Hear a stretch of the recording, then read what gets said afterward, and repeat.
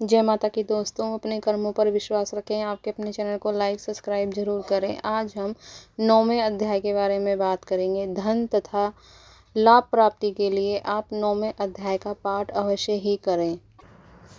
ध्यान में अर्धनागेश्वर के श्री विग्रह की बारंबार शरण लेता हूँ। उसका रंग बंदूक फूल तथा सोने के समान लाल है और पीला मिला जुला है। वह अपनी भुजाओं में सुंदर अक्षमाला पाश और धारण किए हुए हैं। अंध्रचंद्र आभूषण है और तीनों नेत्रों में शोभा युक्त है। राजा ने कहा, भगवान, आपने मुझे रक्त बीज के वध से संबंध रखने वाली देवी चरित्र का यह अद्भुत महात्म्य बताया।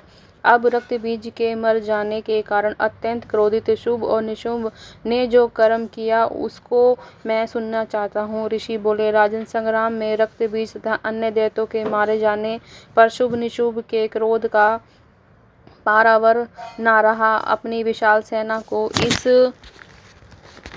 प्रकार मारी जाती देख निशुंभ क्रोध में आकर उसके साथ असुरों का प्रधान सेना आगे पीछे तथा बड़े बड़े असुर जो क्रोध से होठ चबाते हुए देवी को मार डालना चाहते थे। महाबली शुभ और अपनी सेना के साथ मंत्रगणों से युक्त करता हुआ क्रोध वंश चंडिका संग्राम छिड़ गया। वह दोनों मेघों की भांति बाणों की भीषण वर्षा कर रहे थे और शस्त्रों की वर्षा करके अपने दैत्य संपत्तियों के अंगों में चोट पहुंचाई।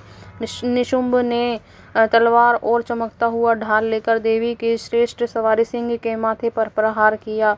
अपने वाहन को चोट पहुंचते देख देवी ने नामक बाण से निशुंभ की उत्तम तलवार तुरंत काट डाली। उसकी ढाल को भी, जिसमें 8 चंद जुड़े थे, टुकड़े टुकड़े कर दिए। ढाल और तलवार के कट जाने पर असुर ने शक्ति चलाई, किंतु सामने आने पर देवी ने चक्र से उसके भी 2 टुकड़े कर दिए। अब तो निशुंभ क्रोध से जल उठा और उस दानव ने देवी को मारने के लिए शूल उठाया, किंतु देवी ने समीप आने पर उसे मुक्के से मार गिराकर चूर्ण कर दिया। तब उसने गदा घुमाकर चंडी के ऊपर प्रहार किया, किंतु देवी के त्रिशूल से कटकर भस्म हो गया। तदनंतर दैत्यराज निशुंभ को फरसा हाथ में लेकर अपनी ओर आते देख देवी ने बाणों से आहत कर उसे धरती पर सुला दिया। उस भयंकर पराक्रमी आई निशुंभ के आगे बड़ा रथ और बैठे बैठे उत्तम अस्त्रों से शोभमान अपनी बड़ी बड़ी 8 अनुपम भुजाओं में समूचे आकाश को ढककर उस अद्भुत शोभा पाने लगा। उसे आते देख देवी ने शंख बजाया और धनुष की डोरी से का अत्यंत दुम्स शब्द किया। साथ ही अपने घंटे के शब्द से जो समस्त सैनिकों का तेज नष्ट करने वाला था, संपूर्ण दिशाओं को गुंजा दिया। उसके बाद सिंह ने अभी अपनी दहाड़ से, जिसे सुनकर बड़े बड़े गजराज का महान मद चूर हो गया था, आकाश पृथ्वी और 10 दिशाओं की गुंजा दिया। फिर काली ने आकाश में उछलकर अपने दोनों हाथों से पृथ्वी पर चोट की। ऐसा भयंकर शब्द हुआ जिससे पहले से सभी शब्द मंद पड़ गए। तब शिवदूती ने दैत्यों के लिए 68,000। इस शब्द को सुनकर समस्त असुर थर्रा काँप उठे और शुभ को बड़ा क्रोध हुआ। उस समय देवी ने शुभ को लक्ष्य करके, ओ दुश्मन, खड़ा रहे।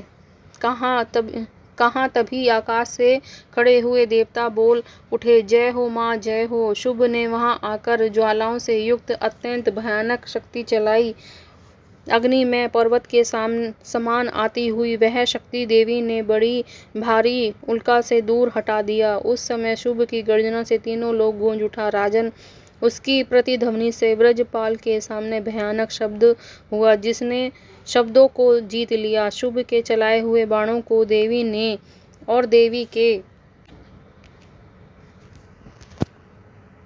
के चलाए हुए बाणों को शुभ ने अपने भयंकर बाणों द्वारा सैकड़ों हजार खंड को चूर कर दिया। तब क्रोध से भरी हुई चंडिका ने शुभ पर शूल से प्रहार किया, जिससे मूर्छित होकर वह पृथ्वी पर गिर गया। इतने में निशुंभ को चेतना हुई और उसने धनुष हाथ में लेकर बाणों को द्वारा देवी काली पर सिंह को घायल करने के लिए चला। फिर दैत्यराज ने 10,000 बाहें बनाकर चक्रों के प्रहार से चंडिका को आच्छित कर दिया। तब दुर्गम पीड़ा का नाश करने वाली भगवती दुर्गा ने कुपित होकर अपने बाणों से उन चक्र तथा बाणों को काट गिराया। तब वह गदा हाथ में लेकर बड़े वेग से दौड़ा। उसके आते ही चंडिका ने धार वाली तलवार से उसकी गदा को शीघ्र काट दिया। उसने शूल हाथ में लिया। देवताओं ने पीड़ा देने वाले शुभ को शूल कर दिया।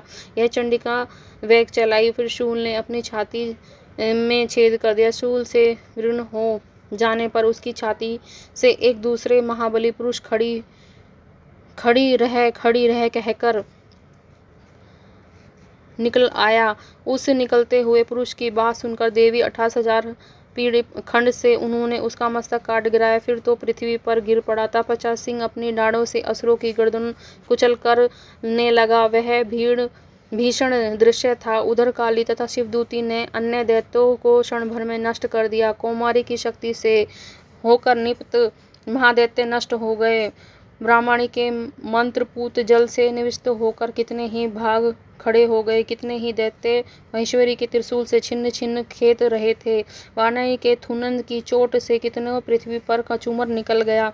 वैष्णवी ने अपने चक्र से दानवों के टुकड़े टुकड़े कर डाले। इंद्री के हाथ से छूटे हुए व्रज से भी कितने प्राणों निकल गए। कुछ असुर नष्ट हो गए, कुछ महायुद्ध में युद्ध से ही भाग गए। कितने ही शिवदूती और सिंह के घ्रांस बन गए कुछ लोग। जय माता की दोस्तों।